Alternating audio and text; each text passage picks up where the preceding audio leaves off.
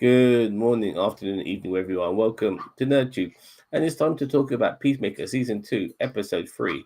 Another Rick up my sleeve. I'm here with my fellow cohort, also known as Zam. Cousin Cheeto, how you doing? I'm Zamtastic. Very good, very good. We look Yeah, similar, so people might get us confused. I yeah, should probably change yeah. that. We are human and we are male, so similarities are there. Mm-hmm. All right. It's funny enough, even though I enjoyed last week's episode and you didn't that much, I think the general consensus was with you, Cheeto, and not a lot of people liked last week's episode because they kind of felt like they were treading over ground that was already treaded on, so to speak. Mm-hmm. And so, but this episode definitely wasn't that. Um, we spent some time in the multiverse in this episode, and I had a lot of fun with it as well as some character development with our supporting cast. But we got a surprise character in this episode as well. Somebody I wasn't expecting to see, Rick Flag Jr. How did you find that one? Two versions of him: Yeah, I was the going to say version our Earth and the Dimension version. So I don't remember, but like, did Rick did we know that Rick Flag and Harcourt in the DCEU they had a thing? At least I know they weren't in a relationship. It seemed very casual, but at the same time, Friends with like, benefits. yeah, like, did we know that? I feel like they kind of just shoehorned that in, and like, so that's now going to become a thing that Harcourt now is mad at Peacemaker because he killed Rick Flag, and she was friends with him. So we'll say at the very least was friends with him. Maybe she had feelings she just wouldn't let move It's on. definitely it's definitely a retcon. That's what I was about to say. It seemed like a retcon, and I'm like, I don't like this. Like, and if they turn this into this is why she's like really standoffish against him, like, I felt like last season that would have been a great place to bring this up if they were going to do it. But now it's just a retcon. Like, well, to a degree, like they were, even though they were shagging, they weren't like a couple, yeah, But I agree. still, she would have had feelings for him, Yeah, and you even as know. friends, I mean, you don't want your friend to die. You know what I mean? Like, Yeah, yeah. so I uh that kind of stood out to me in the very beginning where I was like, I don't know if I like another retcon, another thing they're shoehorning in between these two. Harcourt can just be an asshole. Like, can she just be an asshole? Like, she doesn't have to have some trauma like that she hates Chris for or anything like that. I feel like they're really shoehorning it in to try to do this payoff later about her not liking. It will never happen with Chris because of this thing with Rick. I'm like, I don't buy it. I don't know. Like, I think it's really weird in a way. Like, you're damned if you do, and if you're damned if you don't. You could be this female character who is an arsehole and people won't like her because she happens to be a female arsehole. I Male like her. arseholes are I okay. like her as a female asshole. I think it's great. But then at the same time, if you give her like some angle regarding her arseholeness, then people will say, "Oh, look at her. She can't just be a character who has a mean streak in her. She's an arsehole because of trauma." Honestly, And the first yeah, 3 episodes, like her assholery has been the thing that's actually been most intriguing to me. And I feel very let down this episode that this is probably why she is this way. You know what I mean? Like, I yeah, I, I just I kind of wish she was just an asshole to be an asshole. You know what I mean? Like, no, I definitely see that point of view. Um, yeah, I just think people put too much. And I'm not saying that you are. I just think sometimes people put too much like requirements on a female character because if she isn't likable, like Harcourt isn't, but then all of a sudden like you can't appeal you can't appreciate the character for what they are as a character. They yeah. have to be likable because they're a woman, and that's not and that shouldn't be the case. But there are some people who are like that, unfortunately. You know what I mean? hmm Yeah, so that's just the thing in the early goings of this episode that really stuck out to me that I was just like, do we have to go this route? Like, do we have to go? Does there have to be some kind of love thing going Trauma, on? yeah. Like, even though Rick in the Prime universe or in DCEU is dead, like, or no, this is DCU now. They retconned it into the. There's just so many retcons this season. It is kind of irritating me. Like, they're retconning more than Star Trek has ever done. So, and that's a lot. Yeah, I agree. So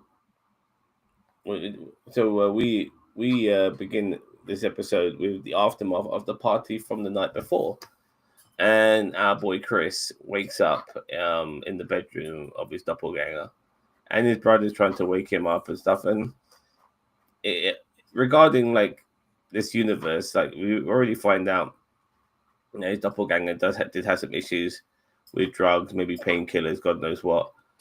Because when Chris realizes that he has a moment, he has to go and see Hardcore in 25 minutes, he starts, you know, getting changed really quickly. And this version of Peacemaker has an amazing wardrobe. But I'll tell you what was really funny is that this version of Peacemaker, this universe of Peacemaker, he was on the drugs, and we see that in the draw. But when Chris says, "Oh my God," you think he's reacting to the drugs, but no, he's reacting to some leather pants, and I thought that was funny. Yeah, I mean, I'm glad that the other version of Peacemaker is not like the polar opposite, like the mirror universe Peacemaker, like where he's like a super goody two shoe, and he's like, you know, this really like, you know, really like Superman style person, this like, icon of truth, justice, in the American way, like, well, yeah, American way, whatever you want. I mean, but still, like, No, he has flaws. yeah, and but that's what I like. I like that this Peacemaker Yeah, is not that far off from our Peacemaker in way of personality and stuff like that, and the drug use and stuff like that. It's just like they could have gone the route where it's like, oh, he was just this perfect person. He was the Superman, that the Superman type stoic character, like more like a Captain America. You know what I mean? Like just very stoic, very, true blue American hero. And like, no, he's still pretty effed up. And I mean, even though he doesn't have the trauma of his dad and his brother dying and everything like that, like he's still pretty fucked up.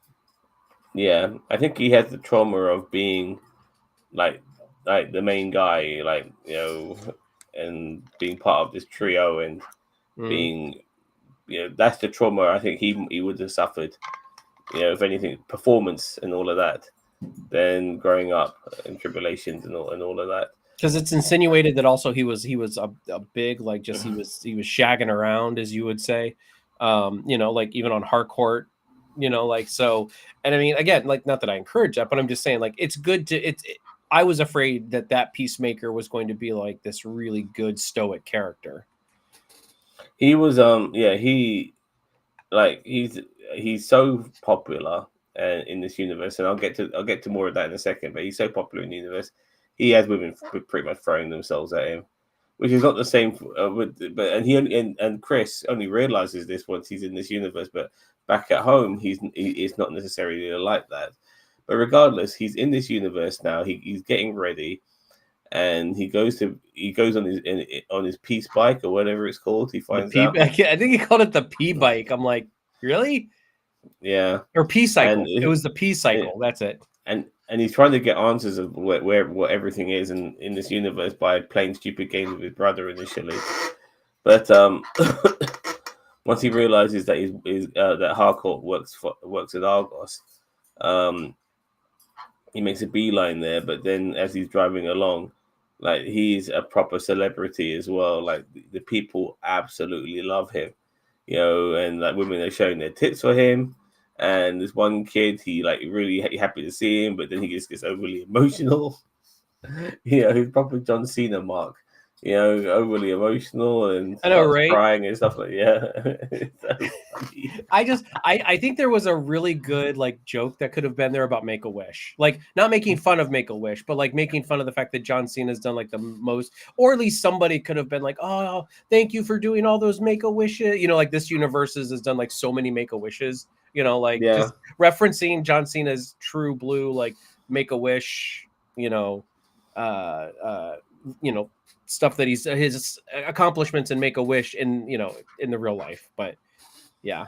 But yeah, he was just so happy. Like, yeah, this is it for me. I love this place. This dimension. Oh, like you can think this dimension rocks or something like that. But yeah, but then we get some time also with the rest of the crew. Um, they're like obviously waking up and hungover and stuff like that. And what's her face? The black chick. Oh, not Otoy. That's the Star Trek thing. God, I always forget her name. Great. Now I'm going to get blamed for not thinking about minorities. Hold on. Well, she and Hardcore are having a talk, a bit of a heart to heart, and yeah, she's basically saying like you and Chris should get it on, but Hardcore's not explaining why. It Leota. doesn't really want to. Yeah, okay, Leoda. So that was some nice moments, but at the same time, you also got uh, Adrian Chase, immersing himself in everything, being really fucking weird. I never saw this side of him in the season one. I'm not sure about you. No, I mean he seemed off. He reminds me of like the DC's murder version of Napoleon Dynamite. You know what I mean? Like I don't know. I think they're trying to go a different angle with him in this season, and this is why I think that there should have been like an official crossover in from the DCEU to the DCU where they could have kind of made some of these changes and it would have felt better because it's a different universe, you know. But I don't know. Well, the people say that when Barry Allen, the Flash, Ezra Miller's Flash, came back to what he considered to be his universe, and George Clooney is Batman, that was some sort of crossover there. Or him not going back was like, okay, fine, he's in a different universe now, so we were going to move on. Regardless,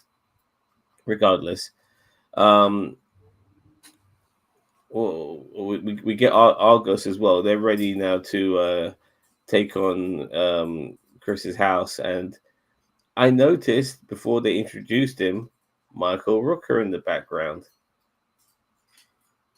Really? I There's the did not guy. notice Michael Rooker. Michael Rooker was the guy who catches the eagles. Oh my god, that is him. You're right. Yeah. Do you not notice that was him? I did not notice that.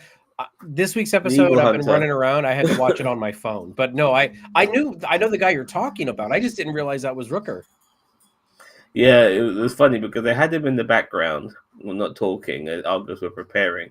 And what's her face? The hot Latin chick. She's like really pissed off with Economos. Yeah.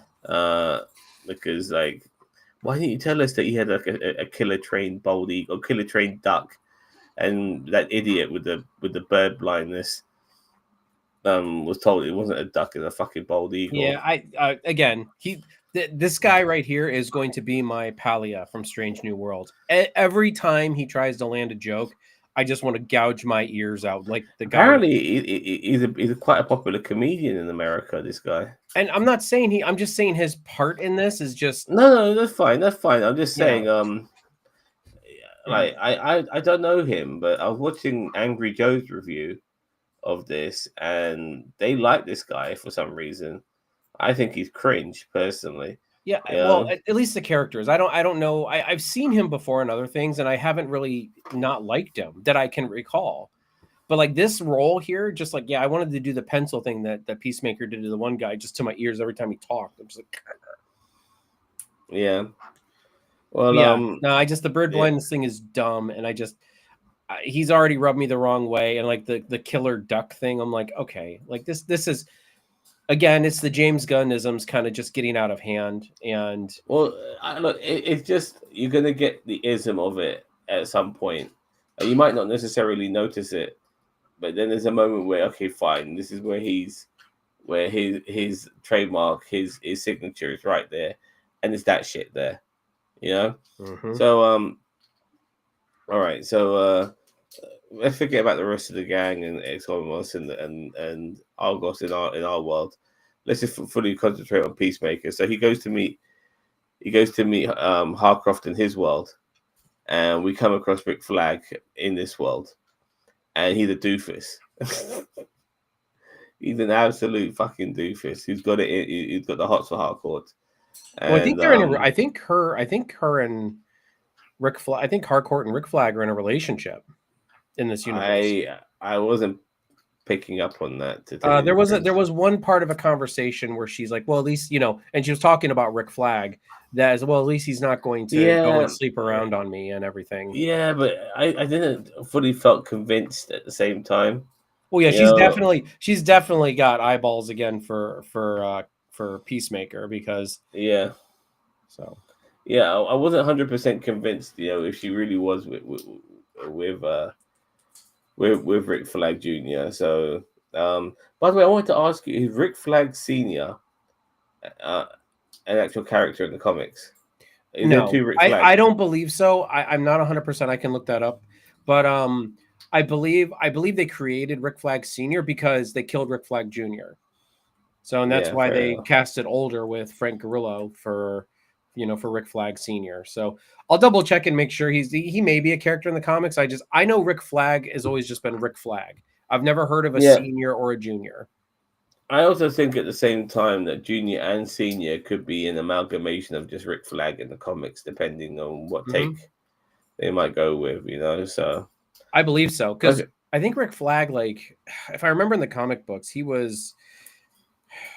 Did he have a costume, or am I thinking of somebody else? I don't know. I'm I looking it up. I You can't go ahead. remember. So as Chris and Eve Halfcourt, isn't it? Yeah, they're having a little chat and seeing what can go on with their lives and stuff like that. And then we see some people running about, and the next explosion, and those two get set back from flying in it from their chairs. I thought maybe Harcourt could have been done. This universe's Harcourt could have been killed from that. I was expecting her to like wake up. I was expecting Chris to find her with no legs or something like that, but Hmm. that wasn't the case. So she lives. There's these terrorist groups called the Sons of Anarchy or some shit like that. I can't remember their names too well, but they're like some. Are they some sort of environmental terrorists? I can't really recall. One more time. I'm sorry, I was reading. I understand. The bad guys, these terrorists, Oh, they were Sons of were Liberty. they were they They environmental terrorists?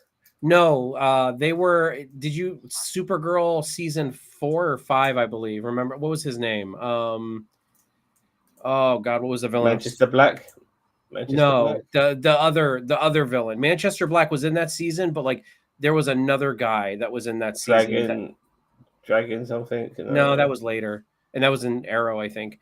Maybe I don't know. I can look it up.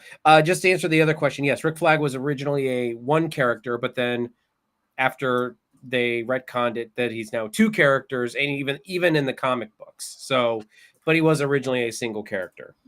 Okay. Sons of Liberty. What was their leader's name?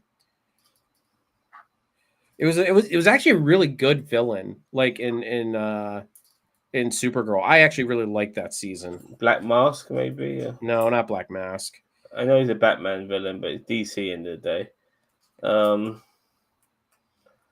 Okay. So they blow up. They get into it's Argos they got into, isn't it? Somehow Argos, who are supposed to be this. I don't know what the Argos is like in this universe, but they're I mean, not it really. seems more like cubicles. Like they don't even seem very covert. They just seems like like Oh yeah, the Argos in this universe doesn't seem to be able to handle like a bunch of fucking stupid terrorists, who Chris made look very inept when he went up against them, because he does go up against them on his own without his gear or anything, just a shirt on his back pretty much. And he goes into the building, infiltrates it, and starts taking out all the people one by one. yeah. And I have to say, this was glorious. I You absolutely it reminded me of Punisher Warzone. Remember when he's breaking in the building and he's like just die yeah, hurting it through the building and killing people and I really enjoyed this part. I thought it was a great use of Peacemaker, kind of like back to form. You know what I mean? I wanted a Batman callback when the guy was going, "Where are you? Where are you?" and he stabs him with the pencils.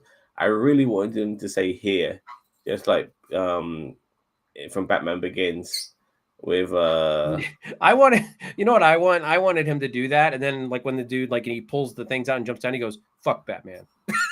yeah, Because yeah, remember yeah, that was like one of the yeah, taglines in the original Titans show, like yeah. season 1, when Robin was like, "Fuck Batman." Like that's what I wanted, like a callback like that. But I was thinking the same thing about the whole Batman thing when that part came up. But still, he disposes of everyone really quickly, really cool, like as well, very flashy. You know, doesn't get fucked over at all. Yeah, you can see the efficiency because I'll be honest with you, we haven't seen this level of this part of Peacemaker at all. Not in season one, and definitely like not maybe since the movies to a degree, since the Suicide Squad movie, Really? we There haven't wasn't really I thought seen. there was something, at least one or two things in season 1 that had him kind of sneaking around killing people, but maybe I'm thinking of something Well, else. those people that he killed and stuff like that, but I really thought he was like a proper, like silent assassin in this one. You know, like he felt like he was on top of the game, whilst other people, like remember the guy with the bombs and stuff, were all infected by the butterflies and all of that. I didn't necessarily felt like he was like Ezio Auditore level of killer. Yeah. You know, whilst he felt like that in this episode, and he was on top of them all, killed them all in really cool, flashy ways. And then it came down to just dealing with the bomb, and it was just pull the wires out. That was it from the power source. And then Yeah. finally, his brother takes care of the helicopter, which was the getaway vehicle. Blows the shit out of that. And yeah, him and his brother, they take care of business. And just for that brief moment, Peacemaker forgets who he is and where he is at, and all of that, and everything just seems hunky dory, and he belongs in this world. And obviously, there's hardcore all smitten. This universe is hardcore because he's been a badass, and he gets the girl kind of to a degree, and he loves this universe, but he also needs to show his face back in his own universe. So he tell and his brother knows that he disappears and stuff like that. Well, the other version, the original version of that universe disappears. So Chris is going to take advantage of that and disappear again and go back to his own universe. And as he's doing that, Argos are ready to infiltrate his place, and the episode ends. Yeah. I mean, all in all, like, I mean, this was your standard fish out of water type episode. Like, if you think about it, like he's obviously not in his universe. There's obviously history that he does not know. So we have that all, guessy. Oh, is he going to get caught? Like everyone's saying, you're acting weird, like all that stuff. So I mean, there was Best definitely that, dimension ever. huh? That was what he said. Best dimension ever. Yeah, so it's definitely Yeah. he's definitely got that fish out of water episode. But I do agree. I really like I was going to talk like I agree with you about the infiltration sequence. Like, I when we were kind of building up to that, and like he was like sitting there talking to Harcourt in the park, I'm like, okay, this is nice, but still just more drama that we don't need.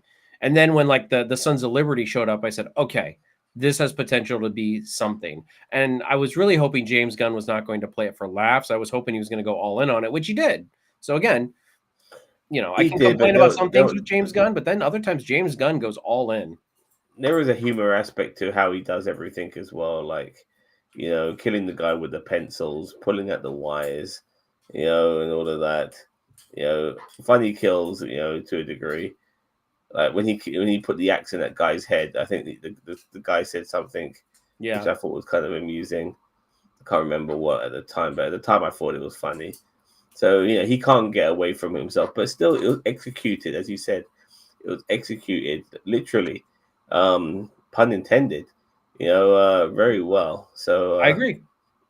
I I planned I on had a giving good this time with that episode sequence, praise for that. So but it was a very short episode, Chio, 37 minutes. But really, that's all it was. yeah, I didn't have a chance to 37 look at the minutes. time.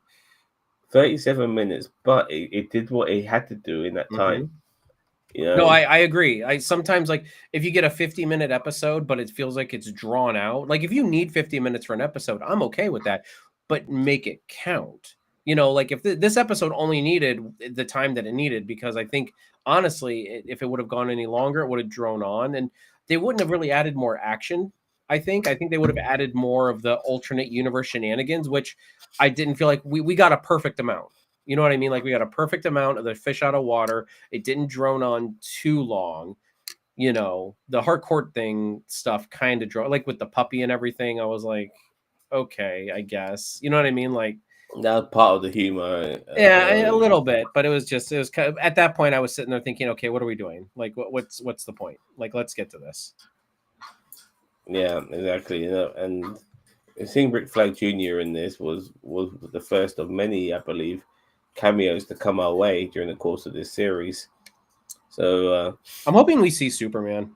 Like, I'm hoping we see David Corsett's Superman. I'm the thing is, because I wasn't expecting Rick Flag Jr. to be in this, I didn't hold out any anticipation of somebody popping up. But obviously now somebody has in Rick Flag Jr. and now people are expecting all manners of people to pop up in the latter episodes. But I'm not going to put any expectation. Whoever turns up, and I appreciate it for that. That's all that matters to me. So Yep. yeah, I mean we already had the Green Lantern and Hawk Girl in the first episode. Let's not forget that too. Yeah, Yeah. even No, though that was exposed in the trailers though. So yeah, was it? I must have missed that, or yeah, maybe it. it was. Okay. Well, I mean, But as I said, though, I mean, I think they're going about the alternate universe wrong, because, as I said, like they basically just previously on Peacemaker season 1, and they retconned season, like the end of season 1 there, and I'm like, that's just that really rubbed me the wrong way. I'm like, you have the perfect opportunity to switch him over to a new, like the DCU from the DCEU, without destroying continuity. Like with the multiverse, you can do that. You know what I mean? Like you could have done that in episode 1 somehow, but no, they just decided to retcon, and it's just like you got, like I can see retconning like in the year like 90s and 80s, because we didn't understand the multiverse very well as common folk, but like we all understand the multiverse now. I'm a bit torn on this. I'll tell you, Cheetah, because like an alternative dimension should be more than just a retcon, you know. And at least with this alternative dimension, Peacemaker is a badass. He's a hero. People love him. I don't necessarily want him to go to an alternative dimension where everything is pretty much the same, but they don't have to retcon anything. They can just continue with the DCU now to the DCEU. So, to a degree, I I don't mind what they did. I'm not going to hold too much of an issue with it. I've learned now watching a variety of different shows that me and you watch, both of us watch. That it's really difficult sometimes to keep things canon. It really is. It's so fucking difficult. I mean, look at You Star know Trek. I mean, we talk about Star Trek all the that time. Star Trek breaks exactly. canon all the time. And again, there's hand wavy canon, but then there's also, you had a solution right here in front of you and you could have used it. So I get it. Like if people are okay with it and they're just like, you know what, I'd rather be less messy and just them retcon it and just be done with it. I get that. Like I'm not sitting here saying that that's not, I just think they had an opportunity to do retconning within the story, because it's primarily what the story is about going to a different universe and a different canon. But again, some people are probably just like, no, we don't care. Let's just, he retconned it. It's different. Move on. Okay. Yeah, I mean, I'm just learning to, because I think it's a testament to the show being so good that in a way I can forgive it for this quite at times very heinous thing that if I didn't enjoy the show, I'd probably come down on it regarding this. Mm-hmm. Because I am enjoying the show, I'm able to forgive it because of this.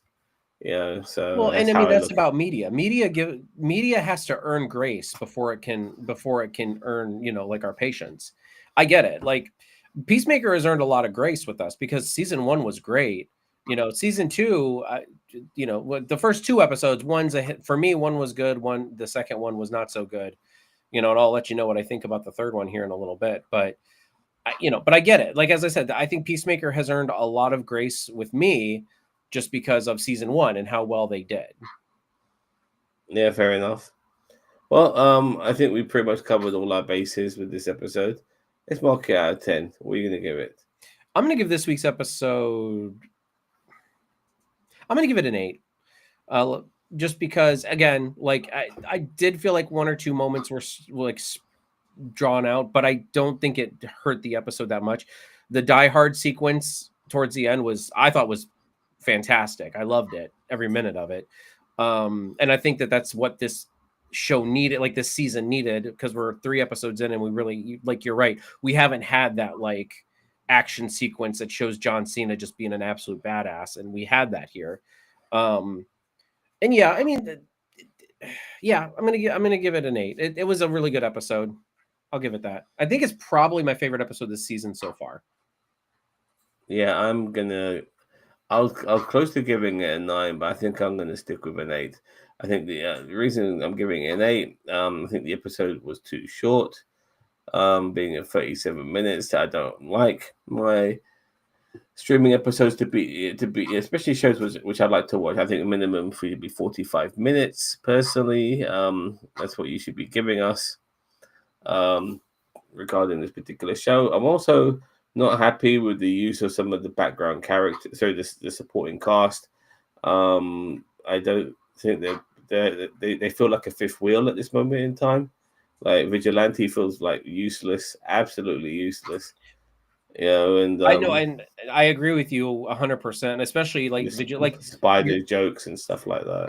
Yeah, like it definitely feels like they're like, okay, we're gonna have you guys over here doing this. Well, I would almost rather them not be in the season, like that, like set this whole like the majority of this season in the alternate universe, rather than him going back and forth and us going back and forth. I am very interested in the Harcourt stuff. I think I really am interested in her storyline that she's got going and the stuff she's doing. I just hate the fact that they're now revealing that it's probably because of Rick Flag, her fling with Rick Flag, and it's like, no, I mean, that's just dumb. I think I'm a bit concerned. I think a lot of people liked Vigilante a lot in season 1. He was, for me, he was one of my favorite characters. And I think maybe the powers that be kind of realized, damn, we can't have this guy out, overshadowing our main character. So that's why they put him. Then give him a spinoff. I mean, if it's good, then give him a spinoff. Vigilante. Yeah, so, I mean, don't get me wrong. I wouldn't mind him having a spinoff. I just feel it's a bit early at this moment in time. No. I agree with you, but I'm just saying, like, if you have that's like Captain Pike from Star Trek Discovery season 2. Everybody said Anson Mount was so good as Captain Pike. We got Strange New Worlds because of Discovery season 2. So I mean, because he was so popular as a character. So it's like, yeah, like, do it, give it to us. I agree. Instead of Shanghai or not Shanghai, but like, oppressing the characters through the writing. Let them breathe. Let them do their thing. Yeah, but overall, it gets an 8. It gets an 8 for me because because of the issues I did have with the episode. But regardless, it was still a great episode. I had a lot of fun with it. Mm-hmm. I just wish it was just a little bit longer, and I thought the way it cliffhanged, I didn't like it. And now we'll see how efficient Chris is in his own universe. And is he going to kill, the people from Argos? And obviously he has Eagerly as well. If they fucking kill Eagerly, I'll be pissed.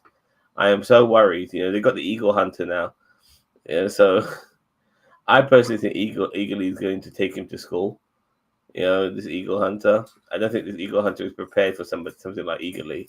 Yeah, I think he's there as a joke. I think he's gonna walk in there and he's either A, gonna get immediately killed by the bird, like by Eagly, or B, he's it's gonna be a drag out fight, but he's still gonna die. You know what I mean? Like I think it would be funny if he they just popped him. Like, I mean, and that's James Gunn loves doing that kind of stuff to Michael Rooker. It makes a lot of sense now that this is Michael Rooker. So, Yeah, you he's know, a because DC character now. he loves to kill Michael Rooker. I mean, he did it in Guardians. He's done it in other stuff. He did it in what's it called? Suicide Squad. So he just loves killing him. Yeah, I remember him in Suicide Squad. Yeah. So yeah, I wouldn't be surprised if that's the case. Yeah. So all right, good episode. I look forward to the next one already. It was great fun. Great fun. Let me quickly just Hopefully tell we're you. moving onward. For me, hopefully we're moving onward and upward with the show. I mean, as I said, episode 1 was pretty good. Episode 2 was a step down for me, but hopefully now we're going to start getting back to that upward trek. Yeah, I just want to kind of get an idea of what the purpose of the series is now. To a degree. Like, is it Chris having to play both sides, which is fine. It doesn't have to be an end of world event. It could just him having to play a home and away, and see if he's able to balance both worlds. And maybe, yeah, I think you mentioned that he might end up having to face his own brother And Dad. and dad if they find out that he killed their son and brother. This doppelganger imposter. Yeah, so all of this stuff is on the cards. And I do look forward to getting some more revelations. And I want them to stay more in that. When Peacemaker is in that universe, stop jumping back to our universe. Every time they were in our universe, I thought I couldn't wait to get back to that universe. And that's what I Yeah, mean. I kind of was hoping that they would stick more like like that's fine if they want to, but I think honestly Vigilante should be with him because he already revealed to Vigilante about the door. So I think Vigilante should have just stayed with him while he was over in the other universe. You know what I mean? yeah. Like both of them trying to figure out this new universe and everything. And But at the same time, like Chris is having to deal with his new family or his old family, however you want to look at it, and having Vigilante as a fifth wheel would be awkward. no, I'm more talking about having Vigilante off doing his own thing in the new universe. Yeah, Like them both coming over and then like him and then Vigilante just kind of fucking off and being like, all right, I'm gonna go see what's going on in this new world. He's like, and then just it shows his adventure, like Vigilante also doing stuff in the new universe. But like, yeah, you're right. Every time we go back to the old universe, and the only thing I'm interested in the old universe right now is Harcourt's story. What's going on there. I really well, I'm only interested once Peacemaker's in it. If Peacemaker's not in it, I don't really care too much. Oh, and by the way, the little guy in the green, oh you god, know, Frogman or whatever his name. I don't know. What did he Mick call Mick himself now? Mick Mick Mick Jagger or Jagger. Yeah, but like I know yeah. his name was like Frogman or something in last Oh, I season. can't remember, but yeah, he's gonna have a part to play. That's for sure. I mean, he beat the fuck out of Cena in season one. That was so funny. But see, that's the That thing just, though. It's like I feel like he's back, but it's like, okay, now what? Like, like I feel like he's going to be a joke for like 4 or 5 episodes, and then finally we'll get to see them face off. And it's like, no, like just bring him in and have him face Cena. I don't need him hanging out with yeah, but he works for. Economos. He's not a bad guy anymore. Well, theoretically, he works for Argus, which are anti-heroes, as far as I'm concerned. But yeah. So we'll see what happens. He's obviously healed from his stab wound as well. So, all right then, mate. It's been lovely talking to you. I look forward to our next time together, which Which will will hopefully be be Star Trek. no start No, tomorrow. no. Oh, yes. We have the premiere of the fan film brought to you by No Budget Productions, from Vance Major and his son Royce. They did a Batman fan film together. I'm blanking on the name. It's like not Dawn of Justice. It's oh see, I forget it already. Let me see if I can pull it up. But yeah, so they have that fan film premiering tomorrow night, and we are going to be doing a watch along. So yeah, it's going to be great. I'm very excited for it. I want to see Day of Justice. It's not Night of Justice. It's not Dawn of Justice. It's Day of Justice. So, Yeah, but yeah, so we're excited to see Batman that. and Robin, Day of Justice. Yeah, Yep. yeah. So, and then yeah, Strange New Worlds next week. You guys are still doing Alien Earth reviews. I don't know if anyone's really joined you for those. Has Ginger been joining you for those or? Ginger's filled in for me for an episode, but I'm kind of doing that on my own, and I'm watching other shows at the same time. Seeing if I might review them. There's a really good gangster drama on BBC iPlayer called "The City Is Ours." It's set in Liverpool, and it's reasonably enjoyable because it's BBC. They always feel like they have to be a little bit off the beaten track with their sort of filming style. But they do Peaky Blinders, which is arguably one of their most popular shows of all time. So fair enough. But yeah, I'm having a good time with this. This is fun. I look forward to reviewing the first season. Yep. All right. Yeah. But I think that's really it for right now. I mean, just I don't think there's any real shows coming out in the near future that. Oh, Marvel Zombies. Oh God, are we doing a? Have you seen the trailer for that? Uh, It looks good. It looks really? really good. Yeah. Check out I the I don't trailer. It looks I've really seen good. something, but I don't know if I don't know if I've seen like the actual trailer. I recommend watching the trailer for it. It looks good. Well, it's So going to be. Is it for Halloween this year? Is that probably what they're releasing this year I for think Halloween? I don't know. I don't know if it's a series or whatever it is, but I look forward to it regardless. All right. Thank you very much for watching. Don't forget to like, share, subscribe to NerdTube, the greatest social media channel you never heard of.